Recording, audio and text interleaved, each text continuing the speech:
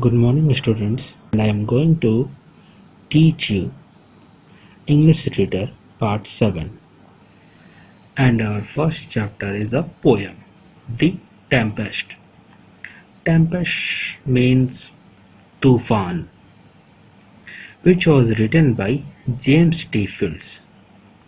In this, poet wants to tell us that about the scene of a ship which was in the mid-sea. In this, poet tells us the ship was caught in the worst tempest in the mid-sea. जो हमारा ship है, पानी का जहाज है, वह मध्य सागर में फंस चुका है. Even the captain of the ship had given up hope of survival. यहाँ तक कि उसका कैप्टन भी, उस शिप का कैप्टन जो है वो भी जिंदा बचने का होप खो चुका है. कैप्टन ने भी जिंदा बचने की, उस शिप के बचने की आशा खो दी है.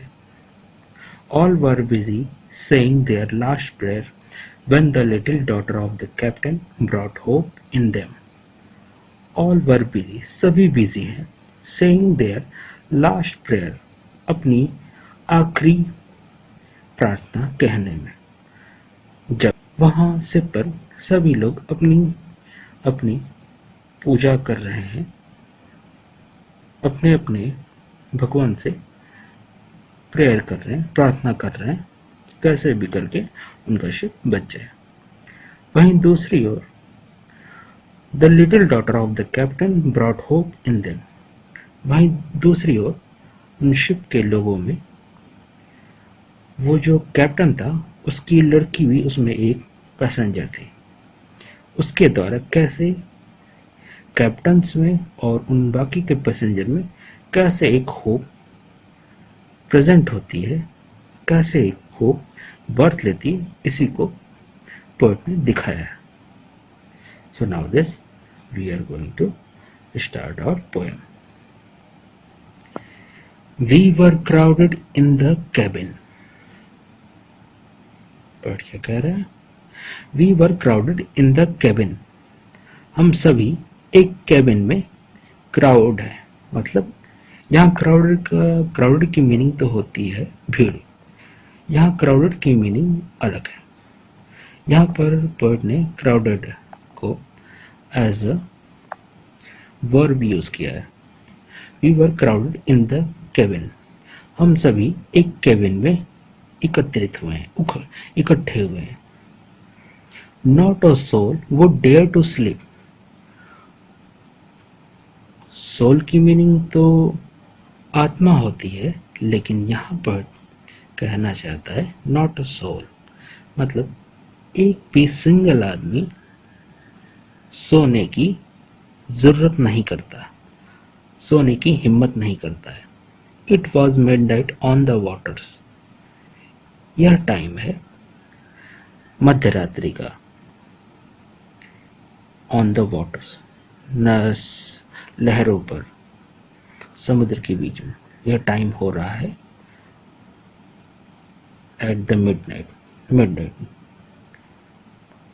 अर्धरात्रि का, पानियों के बीच में. And the storm was on the deep. और जो तूफान है हमारा वो प्रचंड रूप में है अपने.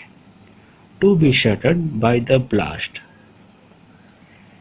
तभी एक ब्लास्ट होता है जिससे सभी कांप जाते हैं, सभी हिल जाते हैं. यहाँ पर शिप, सभी का मतलब शिप से, शिप हिल जाती है. And to hear the rattling trumpet. यहाँ पर लोग किससे हिल जा रहे हैं? Rattling trumpet. जो समुद्र की बड़ी बड़ी लहरें हैं, उससे, उसके थपेड़ों से पूरा शिप, पूरा पानी का जहाज हिल जा रहा है, जिससे कि लोग डर जा रहे हैं. And to hear the rattling trumpet. Then thunder cut away the mast. फिर तूफान के मध्य जो थंडर है, थंडर मीन्स बिजली और तूफान, इनसे thunder cut away the mast, जो थंडर होता है हमारा, वो मास्ट क्या होता है? मास्ट हमारा शिप के ऊपर जो देखा है ना, जो ऊपर लगे होते हैं, जिनमें झंडे होल लगे होते हैं, या फिर जिनमें वो कुछ शिप टॉप जैसा ही कुछ रहता है, इसे जिसको लोग देखकर बताते हैं कि मतलब किसका शिप है या कैसे। उस पे जनरली सिंबल्स ही लगे होते हैं शिप के, या उस कंट्री के, या उस स्पेसिफिक कंपनी के। Okay, thunder cut away the mast, जो थंडर था हमारा उस मास्ट को कट कर देता है, गिरा देता है, उसकी थंडर की वजह से, तूफान की वजह से और बिजली की वजह से शिप का जो मास्ट है, ऊपरी हिस्सा है, वो कट के गिर जाता है। So we shuddered there in silence, तूफान की वजह से जो मास्ट कट जाता है, गिर जाता है, हम उसकी आवाज सुनकर, यहाँ हम का मतलब है पैसेंजर से, कांपने लगते हैं उस चुप्पी में। जब थंडर स्टॉर्म आता है तो सभी शांत हो जाते हैं, एक कैबिन में इकट्ठे हो जाते हैं, और जैसे ही वो थंडर के कारण मास्ट कट कर गिर जाता है, एक ब्लास्ट होता है और सभी एकदम शांति से एक जगह बैठे रहते हैं और हल्के हल्के कांपने लगते हैं, शिवर करने लगते हैं। For the stoutest held his breath, भय के कारण सभी ने अपनी सांसें रोक रखी हैं। While the hungry sea was roaring and the breakers threatened death, वहीं पोएट कहता है, जो भूखा समुद्र था वो रोर करता है, गरजता है। जब आंधियां आती हैं तो देखा है ना कैसे बहुत तेज तेज हवाएं चलती हैं, और पेड़ों की आवाज बहुत ही तेज होती है, नदियों की आवाज एकदम बहुत उफनने लगती हैं। वही कह रहा है पोएट, जो उसे पोएट को हमारे जो सी होता है, वो समुद्र होता है, वो एक हंग्री डेविल के रूप में प्रतीत होता है। पोएट कहता है, जो भूखा समुद्र था वो गरजता है, and the breakers threaten death, और समुद्र की जो बड़ी बड़ी लहरों के थपेड़े हैं वो मानो धमकी दे रहे हो उन्हें खाने के लिए। जो समुद्र की बड़े बड़े लहरों के थपेड़े हैं वो मानो धमकी दे रहे हैं उस शिप को डुबोने की। फिर पोएट कहता है, and as thus we sat in darkness each one busy in his prayers. फिर पोएट कहता है, जैसे ही हम, यहाँ पोएट एक पैसेंजर ही है के तौर पे लिया गया उसे अभी। पोएट कहता है, जैसे ही हम सब सारे पैसेंजर्स अंधेरे में बैठे रहते हैं, each one busy in prayers, वहाँ सभी पैसेंजर्स अपनी अपनी प्रार्थनाओं में बिजी हैं। तभी कैप्टन चिल्लाता है, क्या कहता है, we are lost, the captain shouted. Captain कहता है, हम खो चुके हैं।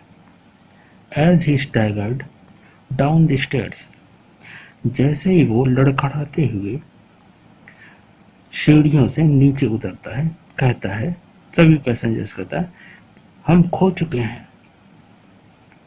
But his little daughter whispered, लेकिन उसकी छोटी बच्ची जो एज अ पैसेंजर ही थी, पैसेंजर के बीच में ही बैठी रहती है।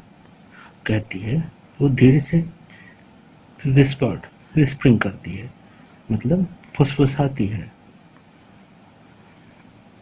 As she took his icy hand, जैसे ही वो अपना ठंडा हाथ